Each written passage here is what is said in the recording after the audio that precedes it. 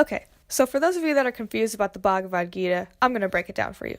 So basically, this whole story is told by this guy, Sanjaya, because this blind dude, who I guess is a king, wants to know what the heck is happening in this war with his family and this other family, the Pandavas. Now, hold on to your socks, because this is going to get confusing. So the war is happening because the Pandavas, which have Arjuna and his brothers, have come to take back the kingdom from the blind king Dhritarashtra, who is soon planning on handing it over to his son Duryodhana, even though the crown rightfully belongs to Arjuna's brother Yudhish. You get it. The book goes on to mention basically the entire lineage of this families, which never ends up being super important. What is important is that Krishna appears to help Arjuna.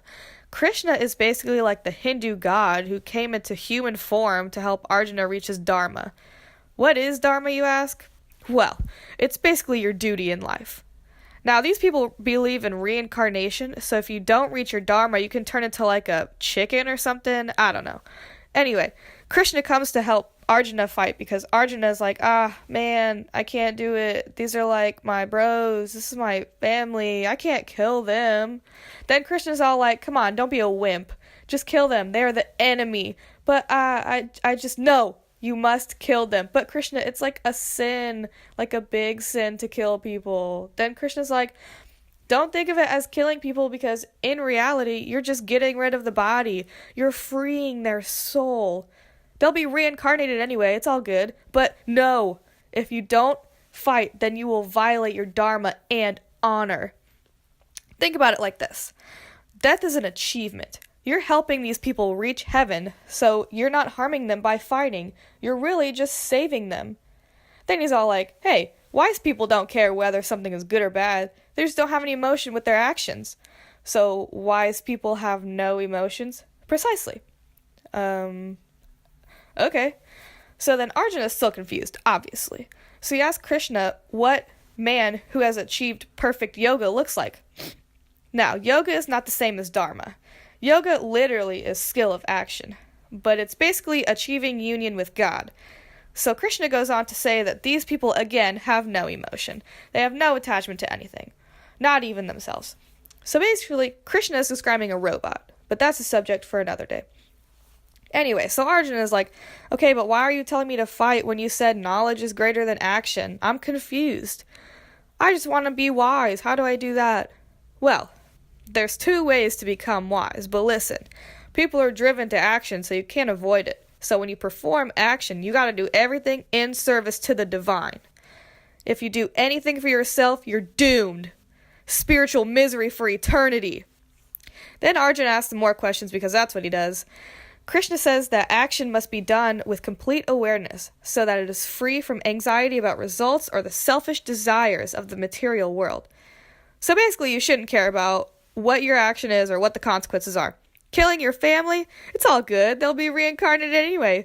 As long as your actions lead towards spiritual wisdom, you're doing swell. Surprise, surprise, Arjuna asks another question. He must not understand. Well, neither do I. So, Krishna has to repeat himself and say, again, that self-action is more effective at reaching the goal of nirvana. The main idea is that, once again, these people who are truly divine have no emotion. Krishna goes on to talk about how meditation is key. I don't know about you guys, but every time I try to meditate, I fall asleep. But that's not the point. Arjuna is confused as well, of course. And Krishna is like, oh, you'll get the hang of it if you do it regularly. Oh, also, this is the key to finding peace, even above selfless action, even though I said before that selfless action is the number 1 key to happiness. After repeating the fact that Arjuna needs to depend on the divine completely, Krishna offers both jnana and vijnana, I think. I guess the first one is knowledge of the divine, and the second one is living knowledge of the divine, or the ability to use it every day. May I mention that very few people reach vijnana? Also, Krishna says that there are 8 divisions of his form: earth, water, fire, air, akasha or sky, mind, intellect, and ego. He's like 8 avatars combined into one. Like a multi-bender. Anyway. He also says that he is the eternal seed and is the source of everything. He even has these 3 things called gunas, which I guess are over his true form. I don't know. We'll explain it later. This book goes into so many circles and repeats so many things I can't even comprehend. I don't know what I'm doing anymore. Okay, wait. I'm back. Now, Krishna is talking about how powerful he is and everything he can do and all that. For some reason, he feels the need to go on and on about everything he is. Yes, we get it. You are everything. Let's move on. After a long time of listening to Krishna, Arjuna asks to see Krishna's true form. For some reason, Krishna is like, yeah, sure, whatever, it's cool. So he opens this giant, trench coat full of goodies and reveals what is his true self. Apparently it has a ton of faces, which is super creepy, and a bunch of jewels and miracles and weapons of power. So Arjuna is sitting there with his mouth wide open in shock and awe at what he sees, rightfully so. So remember how Arjuna was super confused about everything and was asking a million questions? Yeah, well, that's all gone. He completely understands everything now. That he's seen Krishna in his truest form. Arjuna's like, oh my goodness, I am so sorry for treating you like a normal person when you are obviously not. Then Krishna comes back to human form and tells Arjuna that he's lucky because he got to see his true form. Why does Arjuna even get the opportunity to see Krishna like this? He said even the gods wanted to see his true form. I don't know. Who knows? Anyway, after that, turns out Arjuna doesn't actually know everything. He has another question, which is basically the same as all the other ones. And Krishna basically says again that peace will come from letting go. Then again, basically says that if you have no feeling, you will be good.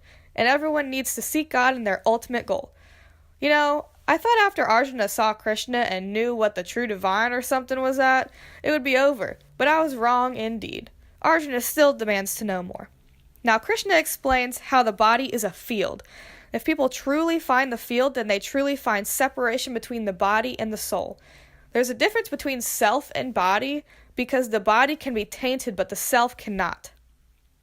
The 3 gunas are brought back up and further explained here. It's honestly really confusing, but here it goes. Sattva is good and leads to happiness and wisdom. Rajas is passion, which sounds good, but leads us to anger. Then tamas is born of ignorance and leads us to carelessness, laziness, and sleep. Only one of these seems to be truly good, which should be concerning since us humans are filled with them. I guess all humans are more bad than good. Makes sense. Anyway, Krishna explains that the Supreme Self is sort of like an immutable ashada tree, which is with its roots binding us to the action of the world and the limbs nourished by the gunas. Yeah, so he explains this tree and then is like, yeah, this is it, but the truly wise don't conform to this tree. So now I'm confused, but when was I not? So then Krishna states for the 3rd or 4th time at least now that Arjuna needs to be completely dedicated to his spiritual life so that he can find freedom through all things good qualities. Then he goes on to talk about these qualities that can make a person inhuman and demonic. These qualities include things like anger, cruelty, ignorance, etc.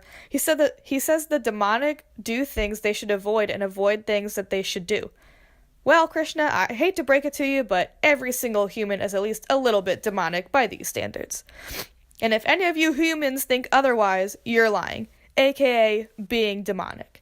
Krishna further explains how the demonic types fall into a well they've created for themselves and will continue to be born with these horrible qualities until they climb out of the hellhole they dug for themselves. My question is, how do you determine if a chicken is demonic? Actually, never mind. Chickens are some scary creatures. I got chased by one and I've never looked at chickens the same way. That one was most definitely demonic. Anyway, I'm getting off topic. The main idea is if you can escape the 3 gates of self-destructive hell that are lust, anger, and greed, then you will find life's supreme goal. Krishna then brings up the 3 gunas again and says everyone is born with an inclination to one of them. Those who are more sattvic worship the forms of God. Good for them. Those who are more rajasic worship power and wealth. Who doesn't? And those who are more tamasic worship spirits and ghosts. So basically, the goth friend of the gunas. Krishna then talks about what kind of food each type of person likes, but how can you determine that? I like all food. He does some more explaining on the differences, but one is really all we need for now. Now that that's covered, Krishna explains the difference between sannyasa, which is renunciation of selfish acts, and tyaga, which is renunciation of result-based actions. Tyaga comes from when you fulfill your obligations, but true renunciation comes with the loss of desire for physical rewards, which will never happen. Krishna says one last thing and says, wait for it, a sattvic worker, the good kind, will have no stress because he is not bound by ego or self-will and instead sees himself in service of a larger, indestructible being. Would you look at that? We've come full circle. Krishna asks if he finally understands and is free from doubt and confusion. Thankfully, he is, and thanks Krishna. Sanjaya, the one telling the story if you forgot since the beginning, closes the story by saying how astonished he is by this and has goosebumps about it. The last thing he says is wherever Krishna is, there will be prosperity, victory, happiness, and sound judgment. How moving. Well, that's the end. Goodbye.